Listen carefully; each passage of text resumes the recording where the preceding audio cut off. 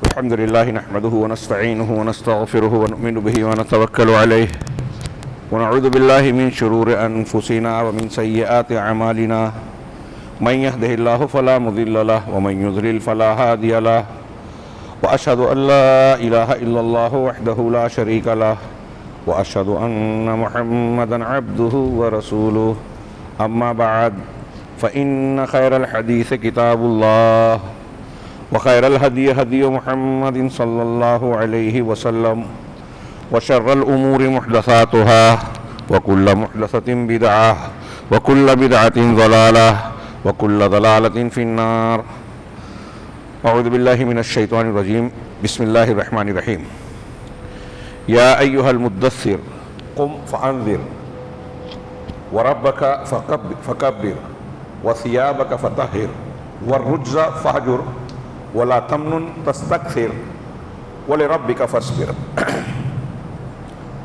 محترم حاضرین، سورۃ الانعام کی آیت نمبر 122 میں اللہ رب العالمین کا ارشاد ہے.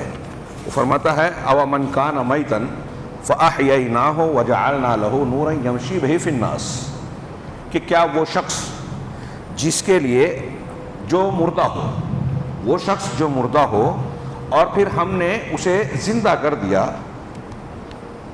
اور اس کے لیے ایسی روشنی بنا دی، نور دے پیدا کر دیا جس کے ذریعے سے وہ لوگوں کے درمیان چلتا پھرتا ہے. وہ شخص جس کو زندہ کیا، نور دیا، اس نور اور روشنی کے تحت لوگوں کے درمیان چلتا پھرتا ہے. کما مثلہ فی الظلمات، اس شخص کی حالت کی طرح ہو سکتا ہے جو کہ تاریکیوں میں ہے، اندھیروں میں ہے. لیسا بخارج منہا، ان اندھیروں سے وہ نکل ہی نہیں سکتا، اسی میں پڑا رہنے والا، اسی میں بھٹکنے والا ہے. کذالک زین للکافرین ما کانوا یعملون، اللہ رب العالمین نے کافروں کے لیے اسی طریقے سے ان کے اعمال کو خوشنما بنایا ہے کہ وہ گمراہی میں ہیں، اندھیروں میں ہیں، تاریکی میں ہیں، لیکن سمجھ رہے ہیں کہ تیر مار رہے ہیں، سمجھ رہے ہیں کہ ترقی کر رہے ہیں، سمجھ رہے ہیں کہ بہت مہذب ہے، اعلیٰ ہے. یہاں اللہ رب العالمین نے مومن اور کافر کی مثال دی کہ مومن وہ ہے جس کو اللہ نے زندہ کیا. اس کا مطلب یہ کہ کفر مردنی ہے. ایک آدمی اگر کافر ہے تو اس کی روح مردہ ہے، ایمان روح کی زندگی ہے. تو جس کو ایمان مل گیا اس کو زندگی ملی، اور پھر اللہ رب العالمین کی روشنی یعنی ہدایت ملی جس کے ذریعے سے وہ یہ جانتا ہے کہ زندگی کے سفر کو کیسے گزارنا ہے، کیسے طے کرنا ہے، کون سی بات صحیح ہے، کون سی غلط، کون جائز ہے، کون ناجائز، کون سا راستہ کامیابی کی طرف لے جاتا ہے، کون ناکامیابی کی طرف. اس نور اور روشنی کے ذریعے سے رب العالمین یہ ہدایت دیتا ہے، لوگوں میں چلتا پھرتا ہے، یعنی زندگی گزارتا ہے وہ اس نور اور روشنی کے ذریعے سے. وہ شخص اور اس کے کیا برابر ہو سکتا ہے جس کی حالت یہ ہے کہ وہ اندھیروں میں بھٹک رہا ہے، اس سے نکلتا ہی نہیں، نکل سکتا ہی نہیں. ہاں، کیوں نہیں نکل سکتا؟ اس لیے کہ وہ جو کچھ کر رہا ہے اس کی نگاہ میں بڑا خوشنما ہے. اس آیت کے ضمن میں علامہ ابن قیم رحمہ اللہ کی ایک عبارت ہے اغاثۃ اللہفان میں، اس کا ترجمہ سنیے. وہ کہتے ہیں کہ جو لوگ رسولوں کی اطاعت اور تابعداری سے خارج ہوتے ہیں، یہاں ایمان والے اور غیر ایمان والے، ایمان والا کون ہے؟ جو اللہ اور رسول کی مانے، جو لوگوں کے درمیان اللہ کے دیے ہوئے نور اور روشنی کے تحت چلتا پھرتا ہے، یعنی علی وجہ البصیرہ صحیح طریقے کی زندگی گزارتا ہے. وہ کون ہے؟ وہ جو رسول کے طریقے پہ چلتا ہے. اللہ رب العالمین نے رسول کو نمونہ بنا کر بھیجا، ان کو اسوہ اور قابل اقتدا ایک سمپل بنا کر بھیجا کہ اس کے طریقے سے جیسا عقیدہ ان کا ہے ویسا عقیدہ آپ اختیار کرو، جیسی عبادت ان کی ہے وہی عبادت کرو، جیسا اخلاق، زندگی کے معاملات، تعلقات، حلال حرام میں ان کی تعلیم ہے اسی کو اختیار کرو. تو جو اس میں چل رہا ہے وہ زندہ ہے، رسول کے طریقے پہ جو چل رہا ہے اور روشنی کے ساتھ چل رہا ہے. علامہ ابن قیم اسی کی وضاحت کر رہے ہیں. اس آیت کا مفہوم ہے یہ کہ جو لوگ رسولوں کی اطاعت اور ان کے تابعداری سے خارج ہوتے ہیں وہ 10 طرح کی تاریکیوں میں ڈوبے ہوتے ہیں، 10 طرح کی تاریکیوں میں ڈوبے ہوتے ہیں. طبیعت کی تاریکی، ان کے مزاج میں اندھیرا ہوتا ہے، کلیئر نہیں ہوتے، صاف نہیں ہوتے. آپ دیکھیے جو قرآن و حدیث کی تعلیمات سے ہٹ جاتا ہے وہ بہت پڑھا لکھا دکھ رہا ہے، بہت اچھا دکھائی دے رہا ہے، لیکن اس کا دل چھوٹا ہے. آج کی مہذب دنیا ان تاریکیوں میں پھیل رہی ہے. عمل کی تاریکی، قول کی تاریکی، جہالت کی تاریکی، خواہشات نفس کی تاریکی، مدخل و مخرج کی تاریکی، پھر اس کے بعد عالم برزخ میں قبر کی تاریکی، قبر کے بعد قیامت کی تاریکی اور دارالقرار کی تاریکی. تینوں جگہ پر دنیا میں، برزخ میں، آخرت میں اندھیرا اس کا پیچھا نہیں چھوڑے گا. یہ علامہ ابن قیم کی عبارت کا مفہوم ہے. اب میں اس کو کہہ رہا ہوں کہ آج کے ماحول میں دیکھیے، دنیا بڑی ترقی یافتہ، سائنس اور ٹیکنالوجی کے اعلیٰ معیار پر گلوبل ویلیج بن گیا، لیکن پہلے سے زیادہ جھوٹ پھیل رہا ہے. جو پرامن ہے، نیکی ہے، اچھائی ہے، اس کو بدنام کیا جاتا ہے. جو غلط ہے اس کو صحیح بنا کر، خوشنما بنا کر پیش کیا جاتا ہے. آج دور جاہلیت اور جہالت کی ہر برائی کو آرٹ بنا کر پیش کیا جا رہا ہے. انسان نے علم حاصل کیا تو علم حاصل کرنے کے بعد انسان بننے کی بجائے مہذب درندہ بن گیا ہے. ایک ڈاکٹر ہے وہ جیب کترا ہے، ایک ٹیچر ہے وہ اپنے تعلیم سے لوگوں کو انسان بنانا اور خود علم کی تشہیر کرنے کی بجائے وہ یہ دیکھتا ہے کہ میرا جاب کیسا لگے. ہم دیکھ رہے ہیں دنیا کے مختلف حصوں میں کہ کس طریقے درندگی اپنا ننگا ناچ ناچ رہی ہے. غزہ میں کافی دنوں سے لگ بھگ سال بھر ہو رہا ہے. انسانی بستیوں کو کھنڈر بنا دیا گیا. بچے، بوڑھے، عورتیں، ان کے مناظر آتے ہیں، انسان دیکھ نہیں پاتا.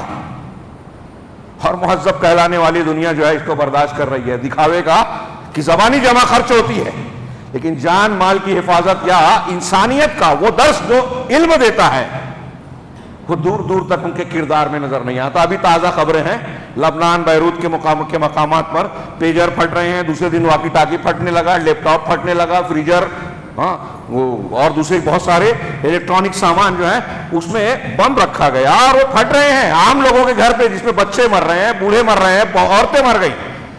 ڈاکٹر میں، ہاسپٹل میں کام کرنے والی نرسیں شدید طور پر زخمی ہوئی، کئی لوگ مر گئے. اخبار کہتا ہے 14 اور دوسرے لوگ کہتے ہیں اس سے زیادہ لوگ مر گئے. کئی 100 زخمی ہیں اور سینکڑوں دھماکے ہوئے ایک ہی دن میں، پرسوں اور کل. اس کو آپ کیا کہیں گے؟ یہ دیکھیے کافر ہیں، تاریکیوں میں ڈوب رہے ہیں. ان کے ہاں یہ تمیز ہی نہیں ہے کہ کون گنہگار ہے، کس کو مارنا کس کو نہیں مارنا. نبی پاک صلی اللہ علیہ وسلم کی تعلیم کی طرف اشارہ کروں کہ جنگ کی حالت میں بھی آپ نے سخت تلقین کی اپنی فوج کو کہ بوڑھے کو، عورتوں کو، بچوں کو اور ایسا انسان جو مصروف عبادت ہے ان کو نہیں چھیڑنا، نقصان نہیں پہنچانا. جنگی اخلاقیات کی یہ مثال دنیا کے کسی مذہب میں، کسی قوم کے یہاں نہیں ملے گی. اور ہم دیکھ رہے ہیں آج مہذب کہلانے والے کیسے دوسروں کو دہشت گردی کا الزام دے کر صاف کرنے کے نام پر خود اپنے لیے دہشت گردی کرنے کا لائسنس حاصل کرتے ہیں اور پوری بستیوں کو کھنڈر میں تبدیل کرتے ہیں. کوئی پہلا واقعہ نہیں ہے، مسلسل چل رہا ہے یہ معاملہ. اور امن کے ٹھیکیدار، حقوق انسانی کا نعرہ لگانے والے مہذب جو طاقتور دہشت گرد ہے اس کا نام بھی نہیں، ظالم کا نام بھی نہیں لیں گے. ہمارے ملک میں دیکھیے کلکتہ میں دواخانے میں ہوا، میڈیکل لائن کے لوگوں کے ساتھ. آپ کے بدلہ پور میں اور دوسری جگہوں پہ کہیں اسکولوں میں معاملات ہو رہے ہیں، تعلیم گاہ، درس گاہوں کے مقامات پر.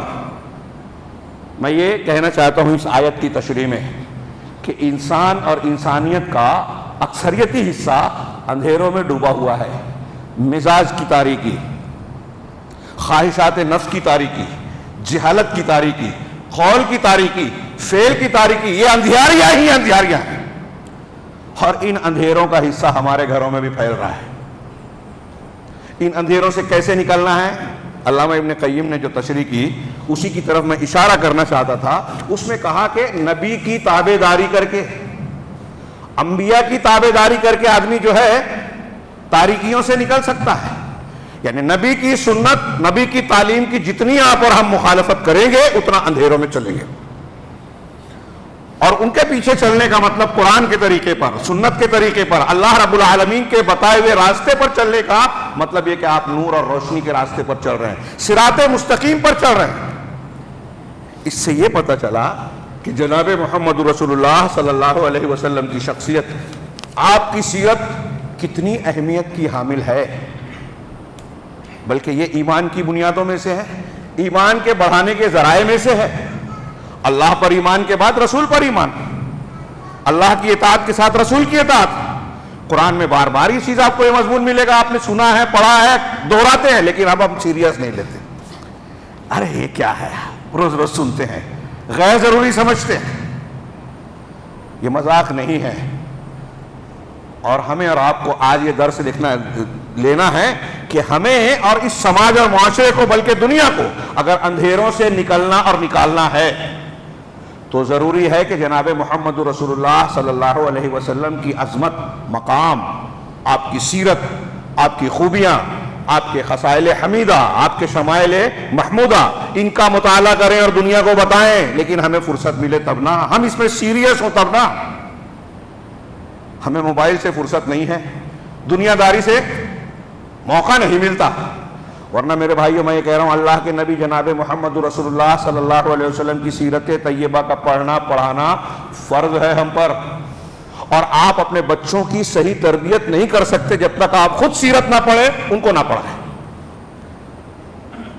جناب محمد رسول اللہ صلی اللہ علیہ وسلم کی شخصیت اور سیرت کا مطالعہ ہمارے ایمان کے بڑھانے کے اسباب میں سے ایک سبب ہے، زندگی گزارنے کی رہنمائی کا ایک اہم ترین اور بنیادی مرکز ہے۔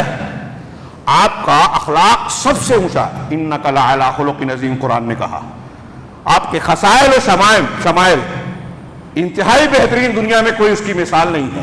نبی کریم صلی اللہ علیہ وسلم کو آپ جس زاویے سے دیکھیں، زندگی کے جس پہلو سے دیکھیں، سچ اور جھوٹ کے جس معیار پر پرکھیں، اللہ کے نبی صلی اللہ علیہ وسلم پوری انسانی تاریخ کے سب سے اعلیٰ نمونہ نظر آئیں گے۔ اخلاق میں سب سے اعلیٰ، بہادر آپ سے زیادہ کوئی نہیں، سخی آپ سے زیادہ کوئی پیدا نہیں ہوا سخاوت میں، خوبصورت جسمانی اعتبار سے۔ صحابہ نے کہا کہ اگر آپ کے پاس کوئی دلیل بھی نہیں ہوتی، صرف آپ کا ظاہر ہی بتا دیتا کہ یہ جھوٹا انسان کا چہرہ اور نمونہ ایسا نہیں ہو سکتا۔ اتنے پرکشش، شان سے زیادہ خوبصورت حضرت جابر رضی اللہ تعالیٰ عنہ کے الفاظ میں، سچائی اور امانت داری میں بے مثال، کفار کا معاشرہ آپ کو صادق و امین کہتا تھا۔ یہ سب ہم پڑھتے ہیں، سنتے ہیں، غور نہیں کرتے۔ اخلاق کے اعتبار سے پھر اللہ کے نبی صلی اللہ علیہ وسلم جو دین لے کر آئے، وہ صراط مستقیم، وہ منہج قویم، اس سے بہتر راستہ دنیا میں کوئی دوسرا ہے ہی نہیں، ہو ہی نہیں سکتا۔ یہ لکھ لیجئے، دماغ میں بٹھا لیجئے، بار بار دہرائیے یہ بات اپنے بچوں کے سامنے کہ محمد رسول اللہ صلی اللہ علیہ وسلم کی کوئی سنت ہے، طریقہ ہے، تعلیم ہے، اس سے اچھا طریقہ، سنت، تعلیم کوئی ہو ہی نہیں سکتی۔ یہ گھٹی میں ہونا چاہیے ایک مسلمان کے۔ ہم جب کہتے ہیں رضیت باللہ ربا وبالاسلام دینا ومحمد صلی اللہ علیہ وسلم نبیہ، تو محمد صلی اللہ علیہ وسلم کے نبی ہونے پہ راضی ہوئے، اسلام کے دین ہونے پر تو ہم راضی ہیں۔ اگر اسلام کی کوئی تعلیم، نبی کی کوئی سنت چھوڑ کے کوئی دوسرا طریقہ آپ اختیار کرتے ہیں تو آپ جھوٹ بول رہے ہیں کہ آپ یہ کہتے ہیں کہ سب سے اچھا یہ ہے، میں اس پر راضی ہوں۔ آپ اس پر راضی نہیں ہیں۔ رسول کی سنت چھوڑ کے آپ فلاں اور فلاں کا طریقہ اختیار اگر کر رہے ہو، یہود و نصارہ کا طریقہ اختیار کر رہے ہو، کسی بابا پیر بزرگ کا طریقہ اختیار کر رہے ہو، رسول کی سنت کو رد کر رہے ہو، تو آپ یہ کہہ رہے ہو اپنے عمل سے کہ اللہ کے رسول صلی اللہ علیہ وسلم سے زیادہ مجھے اس کی بات پسند ہے، میں راضی نہیں ہوں رسول کی بات پر۔ یہ ہم کو اگر اس روش کو اختیار کیا، کوئی ایسا عقیدہ رکھ لے تو کافر ہو جائے گا۔ اللہ کے نبی صلی اللہ علیہ وسلم کو اللہ تعالیٰ نے کیا کیا بنایا، لوگوں کے لیے اسوہ بنایا، امام المتقین بنایا، رحمت للعالمین بنایا، خاتم النبیین بنایا، سید المرسلین بنایا۔ یہ سب ایسے ہی نہیں ہیں۔ آپ کی خوبیاں اور خصوصیات کو اگر لکھیں تو موٹی موٹی کتاب تیار ہوگی، اور لوگوں نے، علماء نے لکھی ہے، یہ میں ایسے ہی نہیں کہہ رہا ہوں۔ دلائل کی روشنی میں کہ دنیا میں آپ کے کیا مقام، خصوصیات ہیں، آخرت میں کیا خصوصیات دینے، صاحب مقام محمود، اللہ رب العالمین شفاعت کبریٰ کی اجازت آپ ہی کو دے گا، حوض پہ آپ اپنے دست مبارک سے جام پلائیں گے۔ اللہ رب العالمین نے آپ کے ذکر کو بلند کیا، آپ کے سینے کو کھول دیا، الم نشرح لک صدرک ووضعنا عنک وزرک، آپ کو الکوثر دیا، انا اعطیناک الکوثر، آپ کے بوجھ کو ہلکا کیا، آپ کو اخلاق کے اعلیٰ ترین مقام پر بنایا، انک لعلی خلق عظیم۔ اس طریقے سے اگر صرف قرآن کی روشنی میں نبی پاک صلی اللہ علیہ وسلم کا مقام، آپ کی سیرت، آپ کی حیثیت کو بیان کیا جائے تو کئی خطبے سال بھر چلتا رہے گا، ختم نہیں ہوگا۔ سیرت ایک بحر ذخار ہے۔ قرآن، حضرت عائشہ سے کسی نے پوچھا کہ آپ کی سیرت کیا تھی؟ کانا خلقہ القرآن۔ قرآن سیرت ہی ہے، جو الفاظ ہے وہ آپ کی زندگی میں ہے۔ حدیثوں کی کتابیں اللہ کے رسولوں کے اقوال، افعال اور زندگی کے نمونہ پیش کرتا ہے، سیرت ہی ہے۔ سیرت کی کتابیں بھی اللہ کے رسول کی سیرت ہی ہے۔ تاریخ بھی آپ کے بغیر پوری نہیں ہو سکتی۔ دنیا میں اس ٹاپک سے زیادہ کسی اور ٹاپک پر، موضوع پر کوئی کتابیں لکھی ہی نہیں گئی ہے۔ مسلمان تو مسلمان، غیر مسلموں نے، محمد خلیل یاسین مصر کے ایک عالم ہیں، ان کی کتاب ہے محمد عند علماء الغرب، محمد صلی اللہ علیہ وسلم مغربی یورپ کے علماء کے نزدیک۔ اس میں 250 سے زیادہ ایسے یہود و نصارہ علماء کا ذکر کیا ہے جن کے بارے میں وہ کہتے ہیں کہ انہوں نے کتابیں بہت لکھی، لیکن ان کو شہرت اس وقت حاصل ہوئی جب انہوں نے رسول اللہ صلی اللہ علیہ وسلم کی حیات طیبہ اور سیرت مبارکہ پر کتاب لکھی۔ اب میں اس ایک ٹاپک اور اس موضوع کو چھیڑوں تو اس کے لیے بھی بہت وقت درکار ہے۔ جو میں بیان کرنا چاہتا ہوں سیرت کا ایک پہلو، موجودہ حالات میں ہمارے لیے یہ جو تاریکیاں، اندھیاریاں پھیلی ہوئی ہے ہمارے اور دنیا کے لیے، محمد صلی اللہ علیہ وسلم کی تعلیمات اور سیرت کی روشنی بہت ضروری ہے۔ اللہ نے ہم پر، آپ پر ان کے حقوق متعین کیے ہیں کہ ان پر ایمان لائیں، ان کی اتباع کریں، ان کی توقیر کریں، ان کے دین کی تائید کریں۔ لتعزروہ وتوقروہ وتسبحوہ بکرۃ واصیلا والی آیت دیکھیے، ان کی اطاعت کریں۔ ان کی جو بھی خبریں ہیں، محمد صلی اللہ علیہ وسلم پر ایمان لانے کا مطلب کیا ہے؟ جو خبریں انہوں نے دی ہیں، ہماری سمجھ میں آئے کہ نہ آئے، ان کی تصدیق کریں۔ ایک رات میں معراج کیا، ابو جہل نے مذاق اڑایا، ابوبکر صدیق نے مانا، صدیق اکبر کہا کہ اس کا مذاق اڑا رہا ہے، اس سے بڑی بڑی باتیں مانتے ہیں۔ آج ہمارے یہاں بہت سارے لوگ ایسے عقل مند دانشور ہیں، فلاں حدیث سمجھ میں نہیں آتی، غیر مسلم اعتراض کرے گا تو کیا جواب دیں گے؟ آپ کو جواب دینے کی ضرورت نہیں ہے، اہل علم دے دیں گے۔ کوئی ایک اعتراض دنیا میں ایسا نہیں ہے اسلام پر جس کا جواب نہ دیا ہو اہل دنیا علم نے، اگر وہ قرآن حدیث سے ثابت ہے۔ اللہ کے رسول نے کہا کہ قیامت کے قریب ایک زمانہ آئے گا کہ ایک آدمی گائے پر سواری کرے گا، وہ پلٹ کر بولے گی کہ میں سواری کے لیے پیدا نہیں کی گئی۔ صحیح بخاری وغیرہ میں ہے حدیث۔ لوگوں نے کہا ارے گائے بات کرے گی؟ کہا ہاں میں اس پر ایمان رکھتا ہوں، ابو بکر صدیق، عمر فاروق اس پر ایمان رکھتے ہیں۔ وہاں ابو بکر اور عمر موجود نہیں تھے، لیکن اللہ کے رسول نے کہا کہ وہ بھی مانتے۔ کیوں؟ اس لیے کہ میں بتا رہا ہوں۔ یہ ہے ایمان۔ اللہ کے رسول صلی اللہ علیہ وسلم جو بتا دیں، ہماری عقل میں آئے کہ نہ آئے، ماننا ہے۔ یہ ہے آپ کا حق، یہ قرآن حدیث کی تعلیم۔ آپ نے جو کچھ کہا ہے کہ کرو، کرنا ہے، جس سے منع کیا کہ اسے نہ کرو، رکنا ہے۔ آپ کے مقام کی حیثیت کیا ہے؟ ہاں، علامہ ابن قیم کی ایک عبارت پیش کرنا چاہتا ہوں۔ میری باتیں بہت طویل بھی ہوگی اور کم آئے گی، انہوں نے بہت چھوٹی سی عبارت میں بہت کچھ باتیں اکٹھا کر دی۔ وہ کہتے ہیں کہ یہیں سے یہ بات معلوم ہوتی ہے کہ ایک انسان کو رسول اللہ صلی اللہ علیہ وسلم کی معرفت، آپ کی پہچان اور آپ کی تعلیمات کی پہچان اور جاننا، اور جو کچھ آپ نے خبر دی ہے اس کی تصدیق کرنا، جس چیز کا حکم دیا ہے اس میں اس کی اطاعت کرنا، یہ سب سے بڑی ضرورت ہے۔ سب سے بڑی ضرورت ہے ہماری اور آپ کی کہ اللہ کے رسول صلی اللہ علیہ وسلم کو پہچانیں، آپ کی تعلیمات کو جانیں، آپ نے جو خبریں دی ہیں اس کو مانیں، آپ نے جو حکم دیا ہے اس کو تسلیم کریں، اس پر عمل کریں۔ یہ ہماری سب سے بڑی حاجت اور ضرورت ہے۔ علامہ نے کہا کیوں ضرورت ہے؟ اس لیے کہ انسان کے لیے سعادت اور فلاح کا، دنیا میں بھی اور آخرت میں بھی، دنیا اور آخرت میں سعادت مندی اور کامیابی اس کے بغیر مل ہی نہیں سکتی۔ اللہ تبارک و تعالیٰ نے جنت کے راستے کو رسول اللہ صلی اللہ علیہ وسلم سے ہٹ کر بند کر دیا ہے۔ اگر کوئی اللہ کے رسول صلی اللہ علیہ وسلم کو چھوڑ کر جنت جانا چاہتا ہے آپ کی بعثت کے بعد، وہ جنت میں جا ہی نہیں سکتا۔ یہ قرآن و حدیث کا بالکل صاف فیصلہ ہے۔ آپ پر ایمان لائے بغیر اشہد ان لا الہ الا اللہ کوئی دن میں رات میں کروڑوں مرتبہ کہتا رہے، محمد رسول اللہ کو نہ مانے، اللہ کے رسول کے حق کو نہ جانے، نہ مانے، وہ جنت میں جا ہی نہیں سکتا۔ تو آپ کے راستے کو اللہ نے صراط مستقیم قرار دیا، آپ کی اطاعت کو اپنی اطاعت قرار دیا، آپ کی مخالفت پر قرآن میں کہا ہے کہ جو لوگ اللہ کے رسول کے حکم کی مخالفت کرتے ہیں انہیں فتنے اور دردناک عذاب سے، دنیا اور آخرت کے عذاب سے ڈرنا چاہیے. فَلْيَحْذَرِ الَّذِينَ يُخَالِفُونَ عَنْ أَمْرِهِ أَن تُصِيبَهُمْ فِتْنَةٌ أَوْ يُصِيبَهُمْ عَذَابٌ أَلِيمٌ.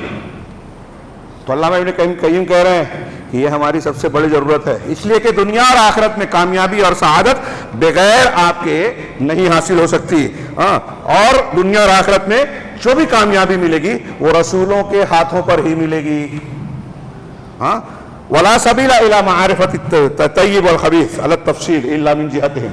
اور دنیا میں تفصیلی طور پہ کون سی چیز طیب ہے، پاکیزہ ہے، کون سی خبیث ہے، کون سی پاک حلال ہے اور کون سی ناپاک حرام ہے، یہ اللہ کے رسولوں کے ذریعے سے ہی پتہ چل سکتا ہے.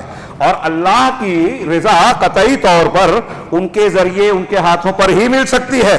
چنانچہ اقوال میں، اعمال میں، اخلاق، کردار میں وہی چیز اچھی ہے جو اللہ کے نبیوں کے طریقے پر ہو، ان کے راستے، ان کے طریقے، بتائے ہوئے طریقے پر ہو.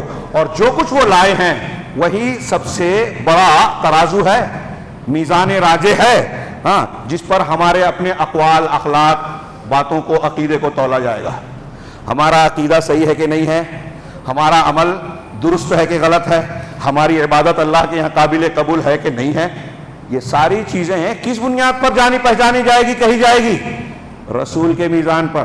سفیان ثوری رحمہ اللہ کا قول ہے محمد رسول اللہ صلی اللہ علیہ وسلم میزان اکبر ہیں، سب سے بڑی ترازو. آپ کا، ہمارا، کسی کا بھی کوئی قول، کوئی کتنا بڑا بھی ہو، بہت بڑے دانشور ہیں، بہت کتابیں لکھی ہیں، آپ ان سے بہت متاثر ہیں، بہت اچھا درس دیتے ہیں، ہوا میں اڑتا ہے، کوئی پیر صاحب ہے ہوا میں اڑتے ہیں، پانی پہ چلتے ہیں، کرامت کھیلتے ہیں، فلاں وضو سے فلاں نماز پڑھتے ہیں، کوئی کتنا بھی بڑا ہو، اگر محمد رسول اللہ صلی اللہ علیہ وسلم کی بات کے خلاف ان کی بات پڑ جائے تو اس کو نہیں قبول کر سکتے، جائز نہیں ہے. اگر آپ کو پتہ چل گیا کہ یہ جو کہہ رہے ہیں اس کے خلاف اللہ کے رسول کی حدیث ہے صلی اللہ علیہ وسلم، تو آپ کو حدیث ماننا ہے. نہیں مانیں گے تو گمراہ ہو جائیں گے. موسیٰ اور عیسیٰ بھی زندہ ہو جائیں، حدیث میں ہے، اللہ کے رسول نے فرمایا صلی اللہ علیہ وسلم، آج موسیٰ اور عیسیٰ بھی زندہ ہو جائے تو میری اتباع کے بغیر چارہ نہیں ہے. پہچانیے مقام. میں جو بیان کرنا چاہتا ہوں، بہت افسوس ہے، یہ بڑا زرخیز، بڑا اہم، بڑا بنیادی موضوع ہے، لیکن اتنا ہی مختصر وقت ہے. میں یہ عبارت پیش کر کے نتیجے کی ایک بات صرف آج کے خطبے میں بیان کرنا چاہتا ہوں. انشاءاللہ اس پر گفتگو ہوتی رہے گی اور آپ مطالعہ کرتے رہیے. تو اللہ کے نبی رسولوں کا معاملہ میزان ہے، میزان راجح ہے، اور ان کی مطابقت رسولوں کی اطاعت کے ذریعے سے ہی اہل ہدا اور اہل ضلال، یعنی ہدایت والے اور گمراہی والوں میں تمیز ہوتی ہے، کون صحیح ہے، کون غلط ہے، کون حق پر ہے، کون باطل پر ہے. آپ لاکھ کسی مسلک سے جڑنے کا، کسی بڑی بڑی شخصیت کی طرف نسبت کا دعویٰ کریں، لیکن اگر آپ رسول کے طریقے پہ نہیں ہیں، آپ کے منہج اور عقیدے پہ نہیں ہیں، تو کتنا بڑا بھی نام لے لیں، کتنی بھی بڑی تعداد ہو جائے، دنیا میں آپ ہی آپ نظر آئیں، آپ حق پہ نہیں ہیں. ابراہیم علیہ السلام اکیلے تھے، حق پر تھے، پوری قوم غلط تھی، یہ ہم اور آپ مانتے ہیں. وہاں اقلیت اور اکثریت نہیں دیکھتے. یہاں ہم دینی اور مذہبی معاملے میں موبائل کے لیے موبائل سے فرصت نہیں ہے، دوست و احباب کی مجلسوں سے فرصت نہیں ہے، ٹی وی سیریل سے ہماری خواتین کو فرصت نہیں ہے، گپ شپ کی مجلسوں سے فرصت نہیں ہے. اس سے فرصت ملے تو ہم پڑھیں نا. جب فرصت نہیں ملتی تو دین اور مذہب کے بارے میں کیا کرتے ہیں؟ جو باپ دادا کہہ رہے ہیں، جو ماحول میں ہو رہا ہے، بس وہی ہم بھی مان رہے ہیں. گھر کے مسلمان ہیں، تحقیق والے مسلمان نہیں ہیں. اکثریت یہی ہے، جیسے گھر کا ایک ہندو ہے، گھر کا ایک عیسائی ہے، گھر کا ایک یہودی ہے. ماں باپ جو مذہب و دھرم کے ہیں، مسلک کے، وہی ہم بھی مانتے ہیں.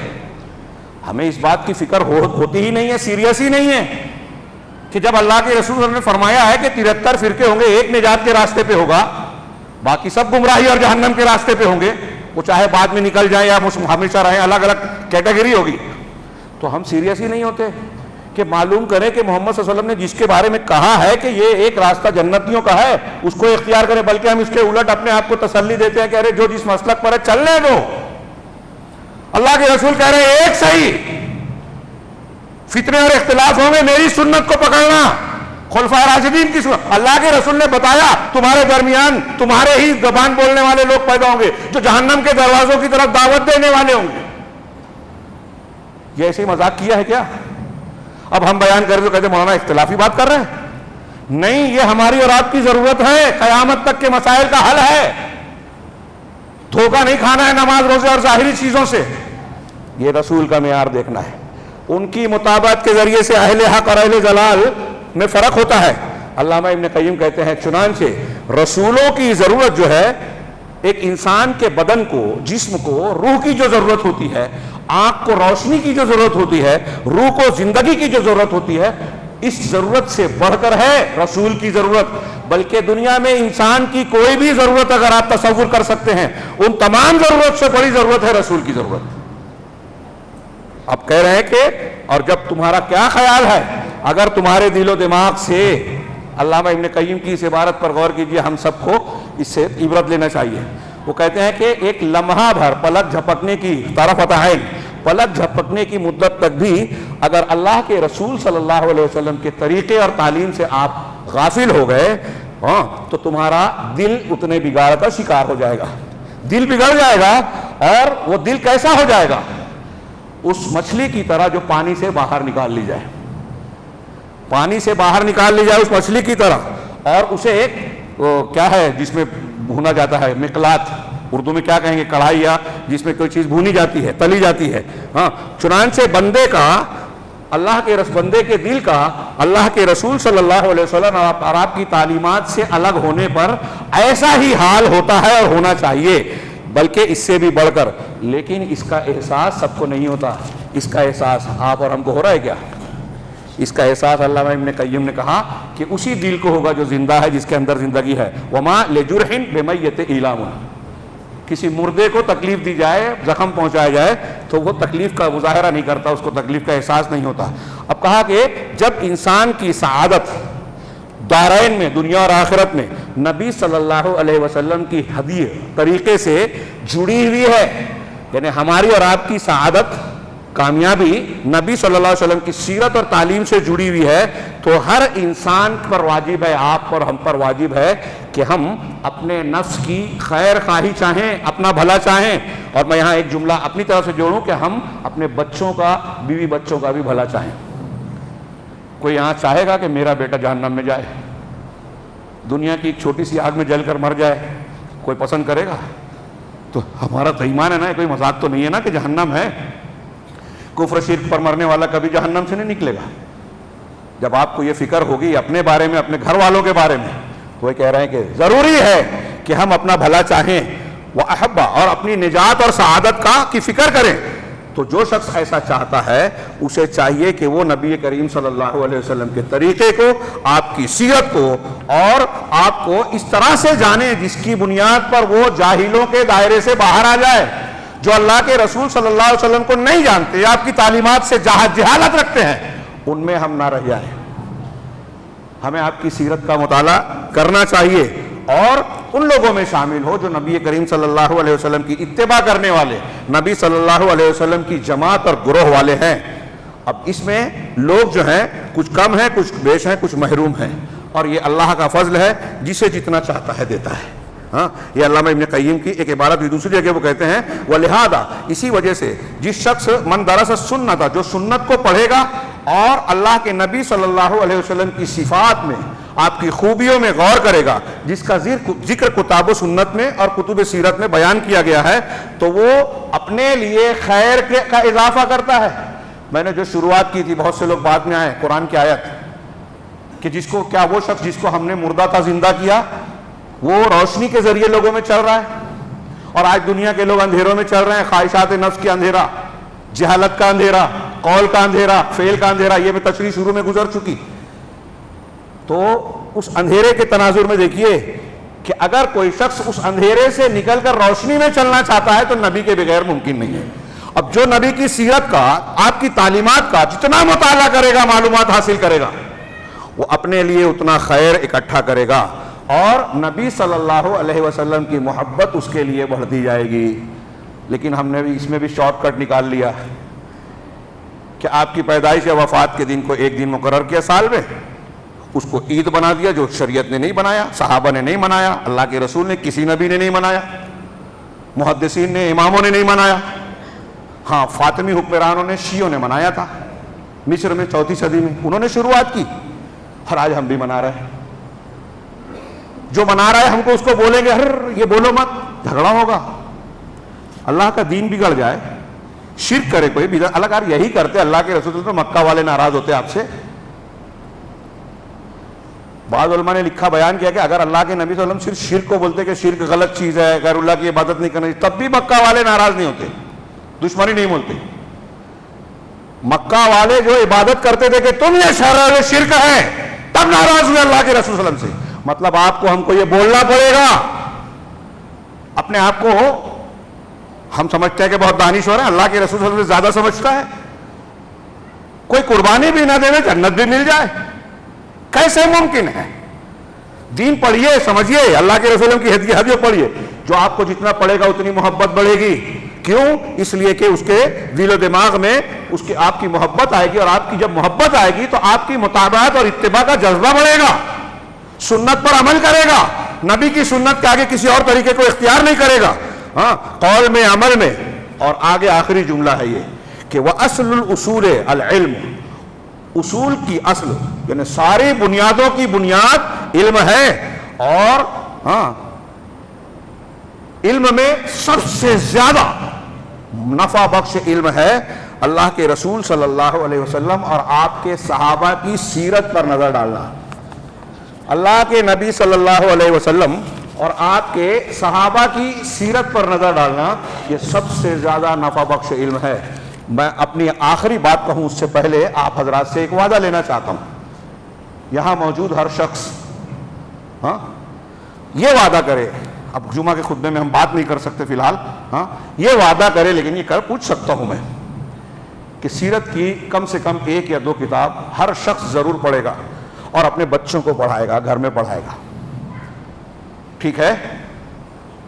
جو یہ کہنا چاہتا ہے کہ میں نہیں کروں گا وہ ہاتھ اٹھا دے گا. میں ایسا نہیں کروں گا جو کہے گا کہنا چاہتا ہے وہ ہاتھ اٹھا دے. کسی نے نہیں اٹھایا. یہ میں کوئی سیاسی انداز کی بات نہیں کر رہا ہوں، ایمانی. اور جمعہ کا خطبہ اس لیے وقت زیادہ نہیں دے رہا ہوں اس میں. ہم میں کے ہر شخص کے لیے یہ ضروری ہے کہ نبی کریم صلی اللہ علیہ وسلم کی سیرت کو پڑھیں. یہ آپ کے لیے، میرے لیے، ہماری دنیا اور آخرت کی کامیابی کے لیے، اپنے بچے، میرے گھر کی، آپ کے گھر کی خواتین کے لیے، خواتین ماں ہو، بہن ہو، بیوی ہو، ان کی نجات کے لیے، زندگی روشنی میں گزارنے کے لیے، تاریکیوں اور اندھیروں سے نکلنے کے لیے انتہائی ضروری ہے. اس کے بغیر جنت مل ہی نہیں سکتی، نہ آخرت کی جنت نہ دنیا کی جنت. اور دنیا جو آج تاریکیوں میں گم ہے، پڑھ لکھ کر بھی جو ہے حملے کر رہی ہے، اپنی ترقی کا استعمال موبائل بم پھاڑ کر رہی ہے. واقی ٹاکی اور پیجر پر ابھی میں نے ذکر کیا، پورے غزہ کو کھنڈر بنا دیا. ہمدردی، مروت، رحم دلی ایک ختم کر کے درندگی آ گئی ہے. فطری رد عمل ہوتا ہے. آپ کسی بھی بچے کو مرتا ہوا دیکھیں، بھوکا دیکھیں، چوٹ میں دیکھیں، تڑپتا دیکھیں تو دکھ ہوگا. آج ایک طبقہ ایسا بنایا جا رہا ہے، ان کے ان جذبات کو مار کے، فطرت کو مار کے مزاج یہ بنایا جا رہا ہے کہ اگر مسلمان مرنے والا ہے تو غم کرنے کی بجائے، ہمدردی کی بجائے خوشی ہونی چاہیے. یہ اندھیرا ہے کافروں کا. اللہ تعالیٰ نے آیت میں کہا کہ یہ اندھیروں میں زندگی گزار رہے، نکل نہیں سکتے اس سے، اور اللہ کافروں کے عمل کو اسی طرح خوشنما بناتا ہے. وقت نہیں ہے، زائد ہو رہا ہے. 2-4 منٹ میں اپنے خطبے میں جو چیز اہم بیان کرنا چاہتا تھا اس پس منظر میں، اس کا خلاصہ انتہائی مختصر بیان کروں کہ ہم نے نبی کریم صلی اللہ علیہ وسلم کی سیرت کے تعلق سے پڑھا کہ ہمارے لیے سیکھنا ضروری ہے. اس کے بغیر ہم زندگی روشنی میں گزار نہیں سکتے، آخرت میں کامیاب نہیں ہو سکتے. ہم پر اللہ کا متعین کیا ہوا حق ہے. محمد رسول اللہ کی جو گواہی ہے جس کے بغیر کوئی آدمی مسلمان نہیں ہو سکتا، اس کے حقوق اور تقاضوں میں یہ شامل ہے کہ نبی کو پہچانیں، ان کے حقوق کو جانیں، ان کی تصدیق کریں، ان کی اطاعت کریں، ان سے محبت کریں تمام مخلوق سے زیادہ. اب یہاں میں یہ عرض کرنا چاہتا ہوں کہ آپ ایک پہلو پر غور کریں. موجودہ حالات میں جہاں خاص طور سے مسلمان ہر طرف نشانہ ہے، ہاں، اگر مسلمان نشانہ بنتا ہے، ابھی کچھ تبصرہ نگار کہہ رہے ہیں کہ لبنان میں پیجر میں دھماکے ہوئے، ایک وقت میں کئی 100 پیجر میں، دوسرے دن واکی ٹاکی میں. حکومتیں، اخبارات، میڈیا کے لوگ جو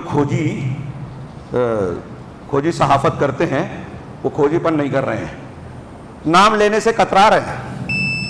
یہی حال ہمارے یہاں ہندوستان میں ہوتا ہے. آپ کے یہاں جو ابھی کچھ دنوں پہلے معاملہ ہوا پورے ملک میں, خبر بنی, اس میں بھی پتہ چلا کہ جو احتجاج کرنے والے تھے ان کو گرفتار کر لیا گیا, اور احتجاج اس لیے کرنا پڑا کہ گنہگار کے لیے رپورٹ درج نہیں کی جا رہی تھی.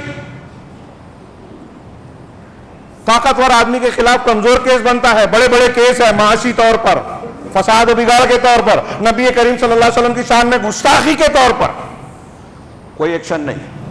مسلمان اگر ہے تو شک شبے کی بنیاد پر بھی, ایسے ابھی بتا رہے عمر خالد اور کچھ نام کے 4 سال ہو گئے, ضمانت نہیں ہو رہی ہے, کیس نہیں آیا سامنے ٹیبل پر. یہ ساری چیزیں جو اندھیرے ہیں, مظالم ہیں, خرابیاں ہیں, جب یہ سب ذکر ہوتا ہے تو ہمارا طریقہ کیا ہوتا ہے؟ ہم اپنے آپ کو تسلی دیتے ہیں. آپ جس مسلک کو مان رہے ہیں اس کو صحیح بتا کر دوسرے کی غلطی نکال کر کہتے ہیں کہ ذمہ دار وہ ہے. غزہ میں اس لیے ہو رہا ہے کہ سعودی عرب میں ایسا ہے. صحیح ہے؟ آپ جانتے ہی نہیں ہیں سعودی عرب کی خدمات کیا ہے, اور جن کی آپ تعریف کرتے ہیں وہ شرک کر رہے ہیں, وہ یہود و نصارہ کا ساتھ دے رہے ہیں, وہ یہود و نصارہ کے ایجنڈے پر کام کرتے ہیں, وہ سعودی کے خلاف پروپیگنڈے میں حصہ لیتے ہیں اور آپ اس کا حصہ بنتے ہیں. یہود و نصارہ کے ایجنڈے پر دنیا کے مسلمانوں کی اکثریت چل رہی ہے. میں منبر رسول سے بہت ذمہ داری سے تحقیق کی بنیاد پر کہہ رہا ہوں, دلائل ہیں, چھپی ہوئی بہت ساری چیزیں جو عام میڈیا میں نہیں آتی, وہ جانیے. خبروں کے پیچھے جب آپ قرآن حدیث اور صحیح عقیدہ جانو گے تو خبروں کے پیچھے کی حقیقت کو پرکھنے کا شعور آئے گا. آپ جب یہ جانو گے کہ ایک آدمی حق پر نہیں ہے, شرک کرتا ہے, بدعت کرتا ہے, قرآن حدیث کی صحیح تعلیمات کا مخالف ہے, تو وہ ہر جگہ اچھا ہو ہی نہیں سکتا, وہ اسلام اور مسلمانوں کا خیرخواہ ہو ہی نہیں سکتا. یہ بالکل فیکٹ ہے. غور کیجئے گا, میری بات کو ابھی سمجھ میں نہیں آئے گی بہت سے لوگوں کو. تو میں یہ عرض کر رہا تھا کہ اس پورے ماحول میں جو برائیوں کا, خرابیوں کا ہے, ہمیں اور آپ کو کیا کرنا چاہیے. بہت سی باتیں ہوتی ہیں, بہت سے دانشور فلسفے بگارے جاتے ہیں, وہ ہو یا نہ ہو, آپ کے پاس تعلیمی ڈگریاں ہو یا نہ ہو, سیاسی طاقت ہو یا نہ ہو, فلاں چیز ہو نہ ہو, دولت ہو یا نہ ہو, آپ کے پاس ایمانی قوت ہونا ضروری ہے. وہ سب ہے اور یہ نہیں ہے تو بیکار ہے, اور یہ ہے تو وہ ہو یا نہ ہو اللہ کی مدد آئے گی. میری اس جملے کو, بات کو یاد رکھیے گا. میں بہت جگہوں پر تقریریں کرتا رہا, کئی مثالیں دیتا رہا, ٹائم نہیں ہے, صرف اشارہ کروں. ایک سوچئے تھوڑی دیر کے لیے, قرآن میں بھی ہے, حدیثوں میں بھی ہے کہ حضرت یونس علیہ السلام مچھلی کے پیٹ میں تھے. کوئی نیٹ ورک تھا وہاں, دنیا کے کسی انسان سے رابطہ, تعلق, بچانے کے لیے کوئی مدد کا امکان تھا دنیاوی اعتبار سے. مچھلی کے پیٹ میں ہے, سمندر کی تاریکی, پیٹ کی تاریکی, کوئی نیٹ ورک نہیں, کوئی راستہ نہیں. بچے کہ نہیں بچے؟ کیا تھا سہارا؟ کیا وہ سہارا ہمارے لیے کافی نہیں ہے؟ لا الہ الا انت سبحانک انی کنت من الظالمین کا کلمہ ہم پڑھتے ہیں. میں اکثر کہتا ہوں مسلمان کے پاس کچھ نہ ہو پھر بھی دعا کر سکتا ہے, پھر بھی اللہ سے تعلق جوڑ سکتا ہے, اللہ کے سامنے گڑ گڑا سکتا ہے, اور اگر اللہ آپ کا ساتھ دے تو دنیا کا کوئی فرعون نمرود آپ کا بال بھی نہیں کر سکتا. کوئی آگ آپ کو جلا نہیں سکتی جیسے ابراہیم کو نہیں جلا پائی تھی علیہ الصلوۃ والسلام. لیکن ہم کیسے کریں؟ ہمارے یہاں جب نوجوان بات کرتا ہے تو کہیں جذباتی, آپ کے علماء یہ نہیں کرتے, فلاں وہ نہیں کرتے. کیسے کریں گے؟ میں اسی کو, اس سیرت جو پوری بات میں نے بیان کی, جناب محمد رسول اللہ صلی اللہ علیہ وسلم کی شخصیت کو, سیرت کو اللہ نے ہمارے لیے نمونہ بنایا ہے, تو آپ کی شخصیت کو نمونہ دیکھیں, نمونہ بنائیں کہ آپ جس معاشرے میں آئے وہاں کوئی خرابی, کوئی اچھائی کی امید تھی, ہدایت کی کوئی روشنی تھی, کفر تھا, شرک تھا, ظلم تھا, طاقت بڑی مچھلی چھوٹی مچھلی کو نگل رہی تھی, کوئی گناہ, زنا ہو, چوری ہو, ڈکیتی ہو, کوئی گناہ ایسا نہیں تھا جو وہاں عام نہیں تھا. اس سے برا معاشرہ آج ہے؟ آج تو حقوق انسان, جو برائی کرتے وہ بھی اپنے آپ کو اچھا بڑھانے کی کوشش کرتے ہیں, جو شرک کرتے ہیں. کفار مکہ بولتے تھے کہ ہم لات منات کی پوجا کرتے تاکہ اللہ سے قریب کرتے, یہاں لوگ قبروں کی پوجا بھی کرتے ہیں اور مانتے بھی نہیں کہ ہم پوجا کر رہے ہیں, عبادت کر رہے ہیں. یہ اتنی جہالت ہے. ابو جہل کو لا الہ الا اللہ کا جو مطلب معلوم تھا, آج بہت سے مسلمانوں کو نہیں معلوم ہے. ابو طالب سے جب مرنے کے ٹائم اللہ کے رسول نے کہا لا الہ الا اللہ پڑھ لو, اللہ کے پاس حجت پیش کروں گا, تو ابو جہل, جس کو ہم ابو جہل کہتے ہیں, جہالت والا, وہ کہتا ہے ارے ابو طالب کیا اپنے باپ عبد المطلب کے دین سے پھر جاؤ گے؟ مطلب ابو جہل سمجھتا تھا کہ جو لا الہ الا اللہ بولے گا وہ باپ دادا کا طریقہ چھوڑ دے گا. اور ہمارے یہاں لا الہ الا اللہ بھی بولتا ہے آدمی، شرک بھی کر رہا ہے، باپ دادا کا طریقہ بھی پکڑ کے بیٹھا ہے. تو مختصر یہ وقت نہیں ہے، معافی چاہتا ہوں 2 منٹ میں، کہ مختصر یہ کہ ہم کو نبی صلی اللہ علیہ وسلم کا طریقہ اختیار کرنا ہے. جاہلیت کے معاشرے میں آپ کھڑے ہوئے، اللہ تبارک و تعالیٰ نے آپ کی کس طرح تربیت کی اور آپ نے صحابہ کی کس طرح تربیت کی. یہ جو میں نے 2 جملہ کہا، یہ کئی مہینے تک جمعہ کے خطبے ہو سکتے ہیں، بلکہ سال بھر. اللہ تعالیٰ نے خود آپ کو جب نبی بنایا، اقرأ بسم ربک الذی خلق، پہلی وحی، اس پر آپ کئی ہفتے بات کیجئے. اس میں بڑے علوم ہیں، لوگوں نے بہت کچھ لکھا ہے. پڑھیے اس رب کے نام سے جس نے پیدا کیا، پڑھیے. اسے علم کی اہمیت کہ ہم کو ترقی کے راستے پہ چلنا ہے تو سب سے پہلے پڑھنا ہے.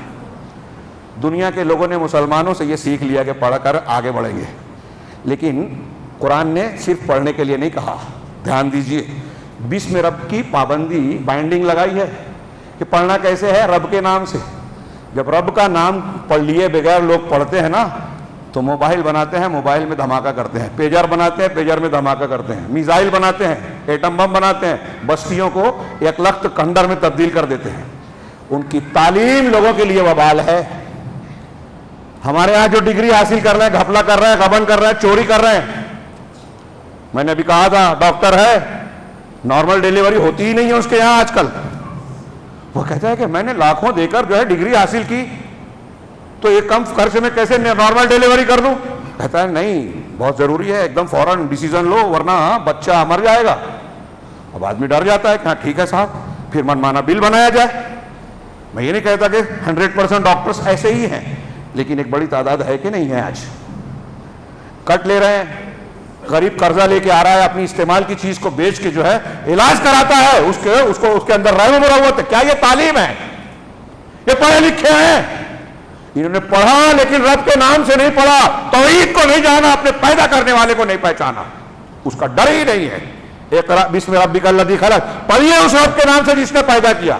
نبی کریم صلی اللہ علیہ وسلم پڑھنا نہیں جانتے تھے، پہلی وحی آئی، نبی بنائے گئے.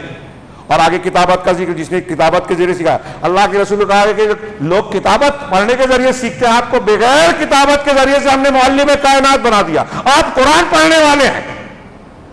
یہ پہلی وحی آئی، علم حاصل کرو. دوسری وحی جو میں نے شروع میں پڑھی، میرے ہاتھ میں جو تفسیر ہے، میں نے سوچا تھا کہ اس کی تفصیل بیان کروں گا، ٹائم نہیں ہے.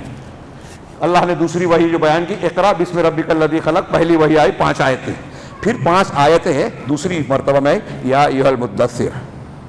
بخاری وغیرہ میں روایت ہے کہ پہلی وحی کے نزول کے بعد آپ راستے سے گزر رہے تھے، دیکھا کہ جبریل علیہ السلام اپنی اصلی شکل میں آسمان اور زمین کے درمیان بیٹھے ہوئے ہیں، پورا افق ڈھکا ہوا.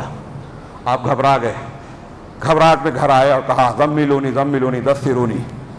مزمل اور مدثر کا معنی قریب قریب ہوتا ہے. مدثر دثار سے بنا ہے، اوپر والے کپڑے کو دثار کہتے ہیں، بدن کے اندر جو ہوتا ہے یہ بنیان وغیرہ اس کو شعار کہیں گے. تو ہو گیا جی. اللہ کے رسول صلی اللہ علیہ وسلم کی جس طرح اللہ نے تربیت کی، اے کپڑے کے اوڑھنے والے، قم فانذر، اٹھو اور ڈراؤ. لوگ مخالفت کر رہے تھے تو آپ کو کہا گیا پہلے ڈراؤ. وَرَبَّكَ فَكَبِّرْ، اور اپنے پروردگار کی کبریائی بڑائی بیان کرو، اس کی عظمت کو. رب کی بڑائی بیان کرنا، اب اس کے معنی کا ٹائم نہیں ہے. اپنے نفس کی بڑائی مت. بہت سارے لوگ چاہتے میری رپورٹ چھپے، فوٹو چھپے، تاریخ میں نام آئے. ریاکاری، تکبر، یہ سب نہیں. اللہ کی بڑائی بیان کرو. وَرَبَّكَ فَكَبِّرْ وَثِيَابَكَ فَطَهِّرْ، اور اپنے کپڑوں کو پاک کرو. یہ تربیت کا پہلو ہے. اللہ تبارک و تعالیٰ اپنے رسول کو بتا رہا ہے، اور اس راستے پر جب اللہ کے رسول صلی اللہ علیہ وسلم چلے تو پوری کائنات میں آپ نے روشنی پھیلائی، اور قیامت تک پھیلتی رہے گی. آپ سے بڑھ کر دنیا میں کوئی انسان تاریخ کے دھارے کو پلٹنے والا پیدا ہی نہیں ہوا اور ہوگا بھی نہیں. اپنے کپڑے کو پاک کرو. یہ لباس بھی ہو سکتا ہے، اعمال کو شرک سے، بدعت سے، خرافات سے، گناہوں سے، ہر قبیح چیز سے، تکبر سے، غفلت سے پاک کرو. یہ معنی بھی ہو سکتا ہے. وَثِيَابَكَ وَالرُّجْزَ فَاهْجُرْ، اور گندگی کو چھوڑ دو. شرک گندگی ہے، گناہ گندگی ہے، اللہ کی نافرمانی گندگی ہے. اس گندگی سے یعنی اپنے اندر کو بھی پاک صاف بناؤ اور ظاہر کو بھی پاک صاف بناؤ. ایک مسلمان کو طاہر اور طہارت والا ہونا چاہیے. وَثِيَابَكَ فَطَهِّرْ وَالرُّجْزَ فَاهْجُرْ. یہ 5 آیتیں نازل ہوئی. اس کی تشریح آپ علماء سے سنیے، خود پڑھیے. اس کو بہت لمبا چوڑا پھیلایا جا سکتا. میں صرف یہ بیان کرنا چاہتا ہوں کہ اللہ رب العالمین نے تعلیم والے، اقرا کہا، قرآن پڑھیے.